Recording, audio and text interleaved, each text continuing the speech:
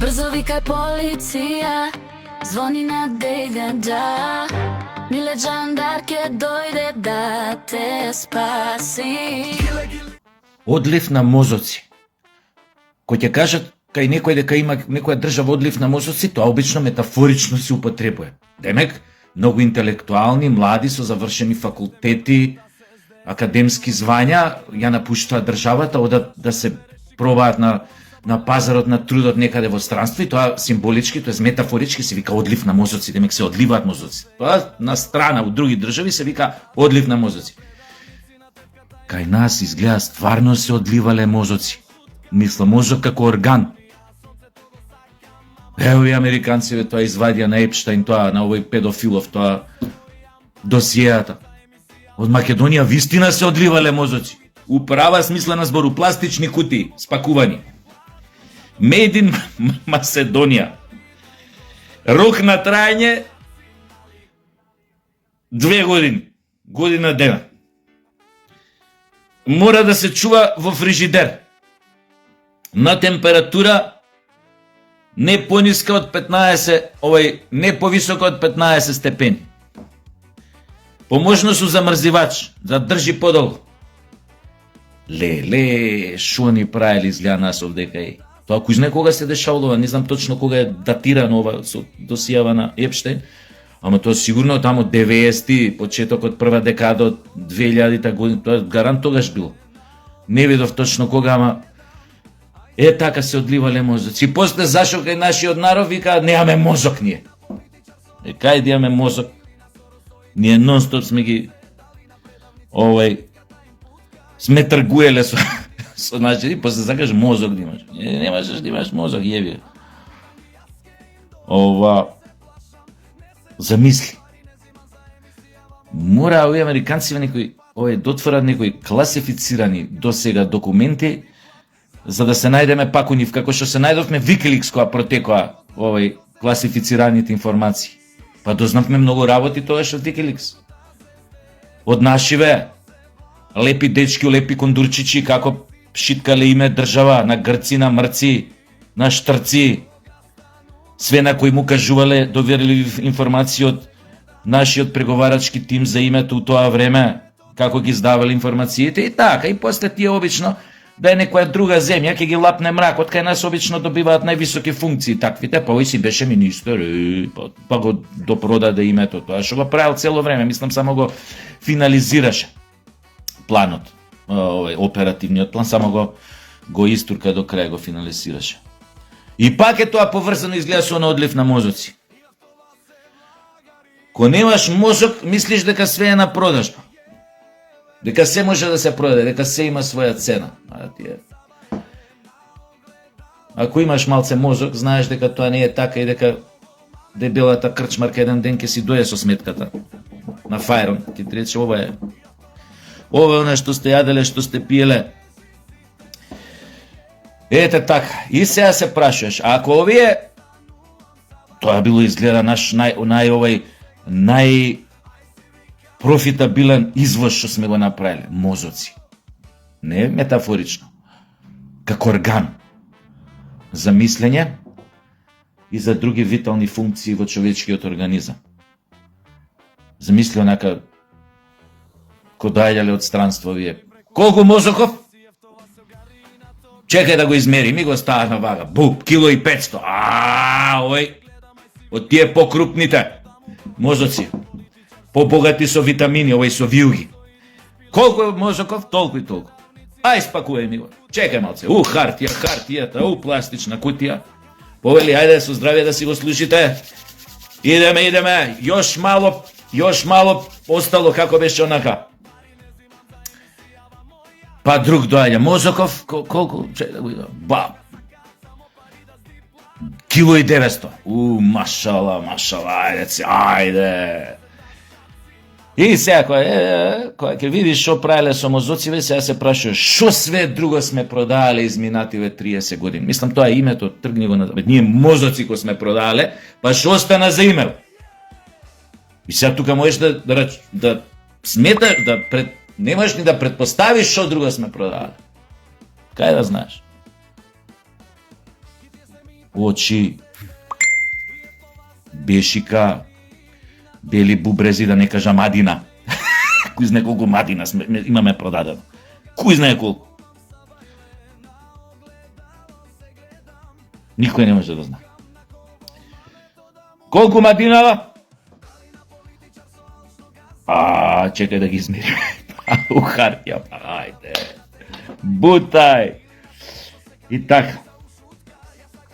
Иначе, сакам нешто да ви кажам, ама морам прво еден увод да ја направам. Ја така сакам многу субет. И сите сте огледале Умри машки филмот. Така го преведуваа нашиве, Умри мушки. Од англиското Die Hard. Умри мушки првиот дел. Ви текно е. Оној полицаец, Брус Вилис, доаѓа у тој облакодеро да ја посети жена му негде таму и каде таму беше тоа у Јапонија, кај ли беше појма, немам, да ја посети. И тука имаш терористички напад, група терористичка, огромна, 20 и кусур души, влагаат у хотело, у облакодеров, не знам што сакаат да направат. Сум заборел сега да не се сеќавам на приказната. Имаше едни двајца близнаци од тие лошите терористите. Едни огромни, јаки, баш германци. Баш шваби онака и така изгледа, тој со дугачка коса едниот беше. Овој Брус Вилис, пошто овие кога ги фатија сите заложници на забава во облакодерот, Брус Вилис, пошто беше таму една соба кај жена му таму, канцеларија кај жена му, таму нешто одмараше, и него не успеа да го фатат и он почна да им се спротивстава на терористите. И меѓу првите што ги уби беше братот на овој Швабава, овој што беше голем еден, така најлошо делуеше од сите, најгадно се гледа дека има убиено бар 300 луѓе му се гледаш. И губи брат му. И сега не се овие заложниците, овој главниот на терористите сваќа дека некој моче у супата, ги убива неговиве луѓе и едно време доа и покушава да го најде кој е тој. Море се уцени, море да види дали има некој негов близок тука за заложник да го земе да го принуди Брус Вилис да се предаде. Не знам како се викаше у филмот Брус Вилис, не е битно. И зеа жена му таму у заложници. И овој нешто вика, готов, вика, го решивме проблемот, демек, тој што ни правеше проблем го убивме, збори оваа преплашена жена му крупен кадар ја дава, а не смее да покаже онака, демек, леле, готов, муж ми го фатија ова, она. А оваа колешка вика, изгледа, вика, го утепале, вика, го нашле, вика, тој оваа ќути тужна цела, знае вдовица ова, она. И у еден момент влага тој со дугачката коса лошиот, што брат Брус Вилис го утепа на почетокот, влага таму кај заложниците, и уште ко влага почине да шутира мебел, столици да фрла, да крши. Ја даваат крупен кадар жена му на Брус Вилис и се врти на оваа и шепка и вика, уште е жив. Демек муж ми уште е жив. И оваа вика, од кај знаеш? Само вика муж ми вака некого може да изнервира. И вистина. Како она дозна, дека само овој вика вака никој може да изнервира. Никој друг, може будала, ексцентрик. Што ми беше приказна. Многу добар е овој дел.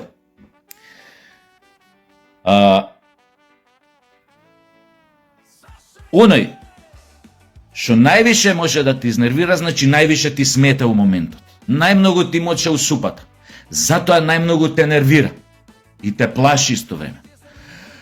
Од таа причина не само што овие социјалдемократите се страшно исплашена партија, него се страшно изнервирана. И они кои ќе покажат нервоза кон некого, ако се земе упредив дека се они квислинзи, и ако покажат нервоза кон некого, од спротивниот табор, тоа по дефолт значи ова од приказнава со филмов. Значи дека тој прави нешто што квислинзите не го сакаат или не им одговара. Што значи дека тоа е добро за народот и за државата. Например, тоа исто значи не само за СДС, еве за Бугариве. Например, Бугариве главна раска у око име Мицковски премиеров. Нон-стоп по Мицковски. Ете го, тој ја изолира Македонија, тој ова, тој она, готово е. Ке му ебат материју, немате ништо ова да направите, немате ништо, заборавете, заборавете. Тоа треба да ни е показател дека колку поише бугарите се изнервирани од некој наш политичар на власт, значи дека човекот си е на прав пат. Ако ти бугарите ги нервираш, значи не си им у положение, не те држат на скут, што е добро. Оти кога некој нешто лошо ти мисли, а некој друг постои од другата страна кој што го нервира овој што лошо ти мисли, по дефолт значи дека овој работи во твоја корис, не во негова. Затоа е нервозен, затоа нервозата. Од тука и стравот и нервозата кај СДС. Например, он исто, например, премиеров наш име главен е пријател, не знам, криминалец, ваков, онаков, а Филип ќе најде да збори, но добро. Никаков, него бива неспособен, ово она. Од друга страна исплашени. Демек ете Македонија, слобода на говор нема, ова она, криминална банда, исто го што правеа 2015, 16, 17, дека не стигнаа на власт. Значи, многу е проста логиката, затоа ви го кажав овој извадок од филмот Умри мушки. Исто, например, еве рецимо вие СДС исто и нивната пета колона, тука што ја се врзани заедно. Исто, например, многу им иде на нерви оваа наша Агенција за национална безбедност или АНБ. Многу се нервозни кон неа. Наравучение, заклучок, Агенцијата за национална безбедност изгледа ѓаалски добро си ја врши работата. Против предавниците и петата колона. У овој заклучок можете да бидете 99,9% сигурни.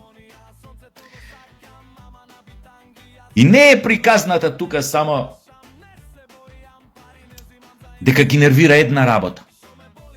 Да кажеме нешто што откри Латас на телевизија, демек наша пета колона праќала луѓе, демек тие некои тамо у Црна Гора кавачки клан работеле против Вучич, помагале со пари вамо тамо, заедно со Соросидиве да падне Вучич. Автоматски тоа ќе значило нели овакво, не знам шо. Не ќе да е само тоа. Криминалните банди гледаат политика, дисперзија на моќ, се до оној момент додека им е важно за нивните бизниси, за нивниот профит. До тамо можат да играат, до тамо се мешаат, до тамо имаат интерес. Освен ако во една ситуација некој поп што има над нив им каже ова ќе го сработите сега за некои виши интереси, политички цели на тие што се над нив. Така да, тоа е еден дел од приказната, можеби некој ги натерал да влезат, еве да кажеме, и да помагаат да падне Вучич, рецимо, у Србија.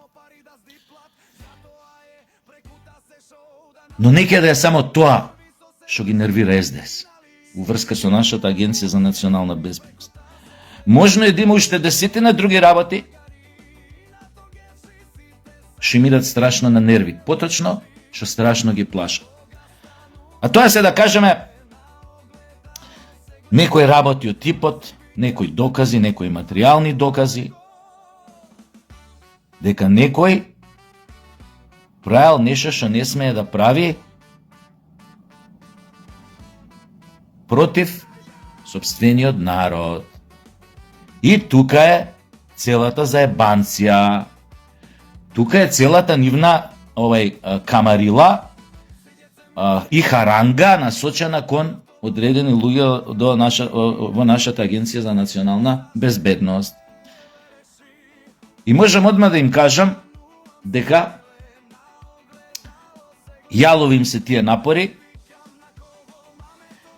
Во моментот во нашите безбедносни структури, тоест нашите безбедносни структури одлично, многу уредно си ја вршат работата.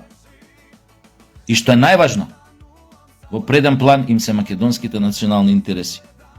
Што мислам дека оддамна не било така. Очигледно, тамо не може ништо да биде очигледно, но така речи да кажеме, собрана е критична маса на луѓе, патриоти во таа агенција кои што се решени да исчистат некои работи, да исчистат држава од некои крајно реакционерни елементи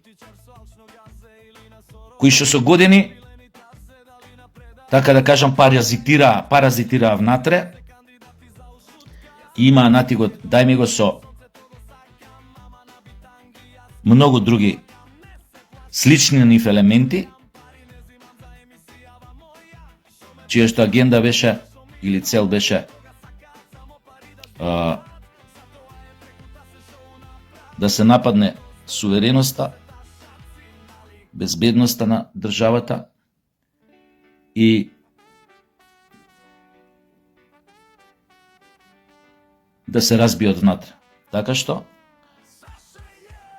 ќе го разбие прво македонскиот народ, уништувајќи му го идентитетот,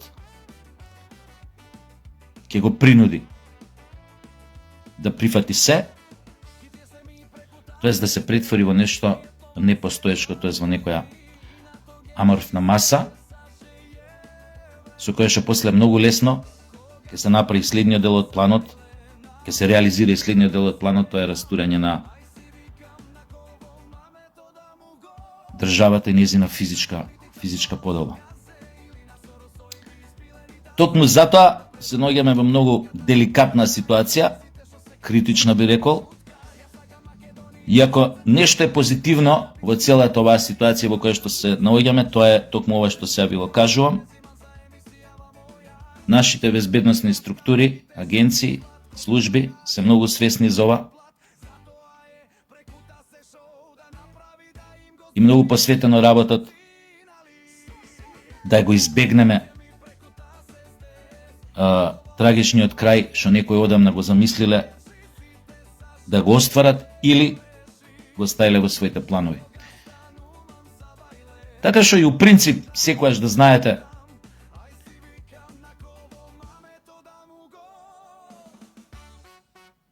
кога некој ќе изнервира одреден центар на моќ, кој што вам не ви мисли добро, да знаете тој некој што многу ги нервира и кон кој што го насочуваат својата омраза и својот бес, да знаете дека тој некој што ќе успее така да ги изнервира, обично е на ваша страна. Тоа е еден совршен показател за ова што ви го зборам. Гледам бугарчињава многу внимателно ме следат и нашиве тука што се кажуваат за бугари. Гледам коментираат, па и се закануваат у месенџер, да. Ако имам прилика ќе ви прочитам дел од нивните закани, у моето наводно наредно обраќање, да видите како изгледа тоа еден европејски народ, кој што нема чуено за изразот говор на омраза, како неандерталски се заканува по пораки, не знам, преку овие мрежи. Колку да ќе ги прочитам заканите следниот пат, ова чисто за да имате упредвид за каков европејски народ станува збор. И колку они се невини, и колку они немаат врска, толку се невини што немаат врска со било каков говор на омраза, со било какви други негативни емоции насочени кон македонците, туку се доаѓало еднострано само од македонците. Демек македонците се тие што предизвикуваат говор на омраза, што се негативни кон бугарите, а они се во таа приказна најневини. Истата работа, одма ќе ви ја кажам, кога толку многу ги нервирам, можете да претпоставите зошто ги нервирам, зошто сум им трну око и на чија страна сум. Бугараши, чао! Брзо викај полиција, звони на дејдеđа, миле джандар ке дојде да те спаси.